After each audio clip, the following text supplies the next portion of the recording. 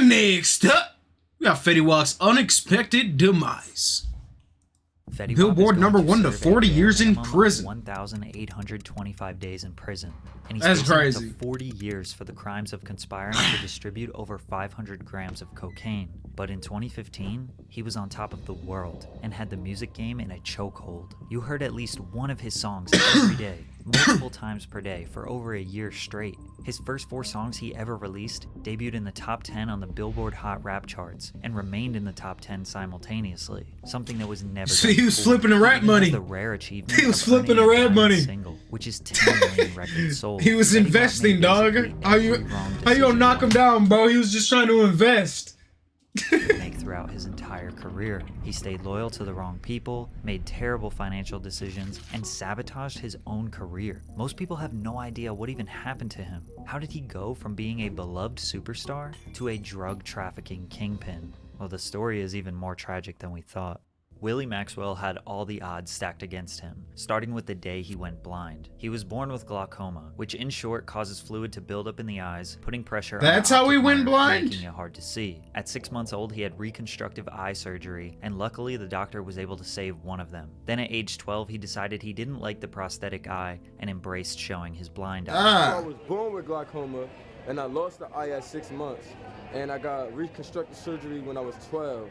And I just stopped wearing the prosthesis because I didn't want to look like everybody else. To make matters worse, he grew up on the rough streets of Patterson, New Jersey. 22nd It makes me and 12th Street, uncomfortable. to be exact. Kids would bully him because of his eye, so he had to learn how to defend himself at an early age. However, he had one escape, Stop it! and that was music. Willie played the drums alongside his father, his brother, and uncle in the local church. He was constantly surrounded by music and was putting on performances even as a child. He even took his talents to the school band, but Willie didn't like school, and the kids didn't like him, which led him to dropping out as a teenager. He got his nickname Fetty because he was always trying to get the money, but he never had a job, so he hit the streets to pay his bills. His family didn't support his lifestyle, so he resorted to sleeping on friends' couches and floors. As if times couldn't get any harder, he had his first child. He was broke with no How you gonna have a kid when you're sleeping on floors? Until he met Monty, who introduced a way out. Monty was a local rapper in Patterson who introduced Fetty to the music scene. P. Dice and Nit the Grit were other artists who had a little bit of buzz in the city. P. Dice... This dude look like a big Kanye.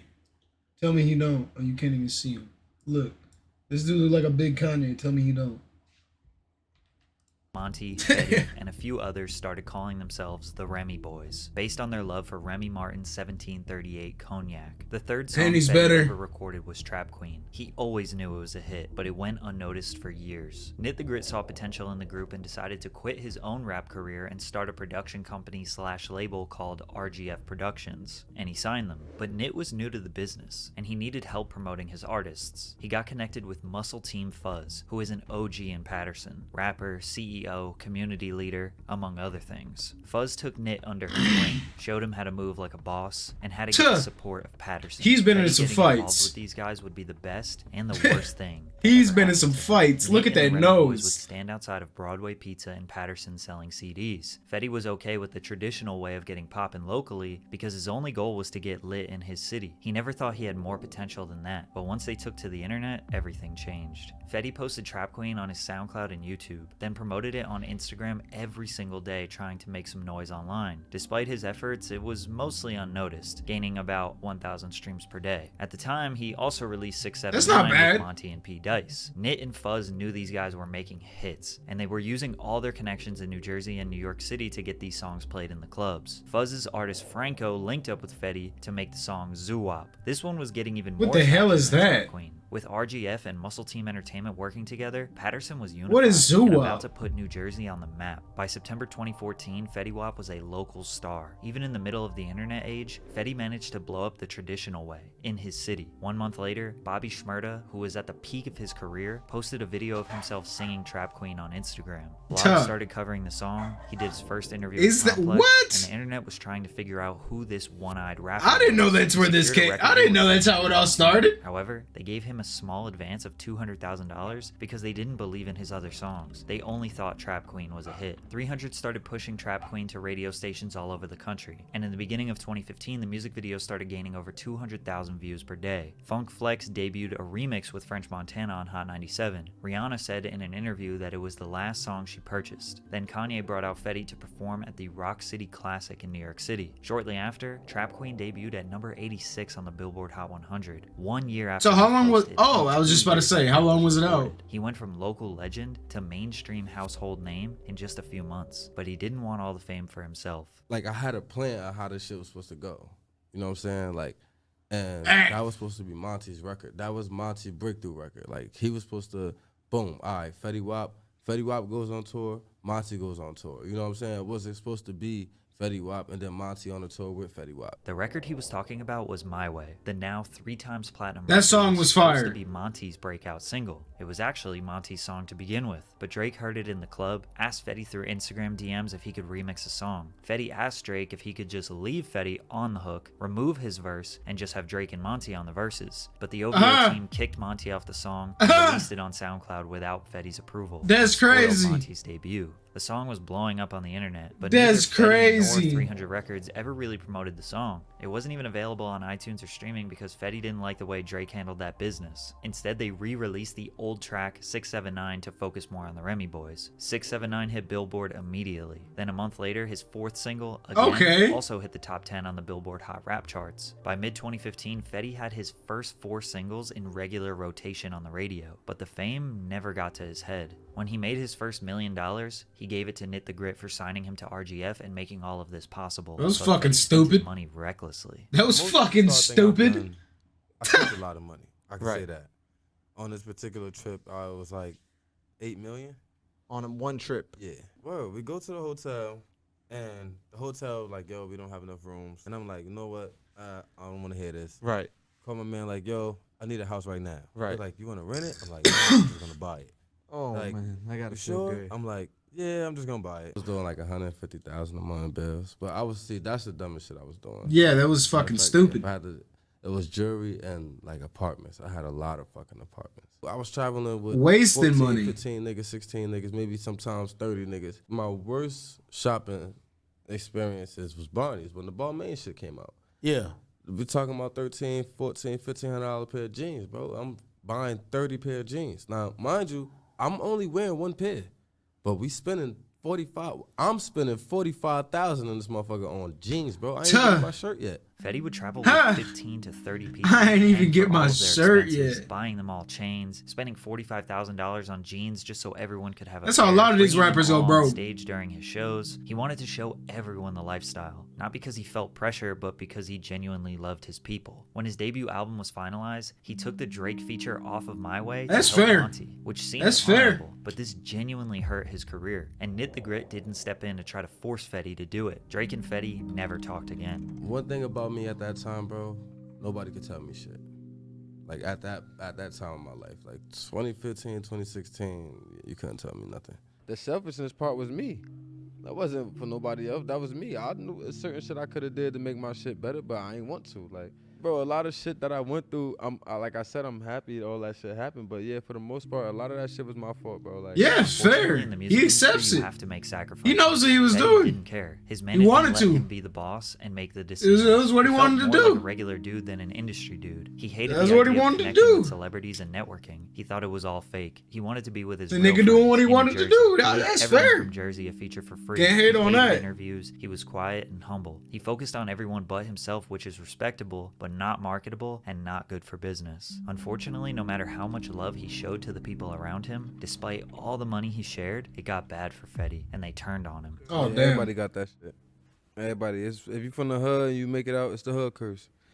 It's like, so it go like this, right? So first is, that shit ain't gonna be, and then it's gonna be like, oh, he got some shit going.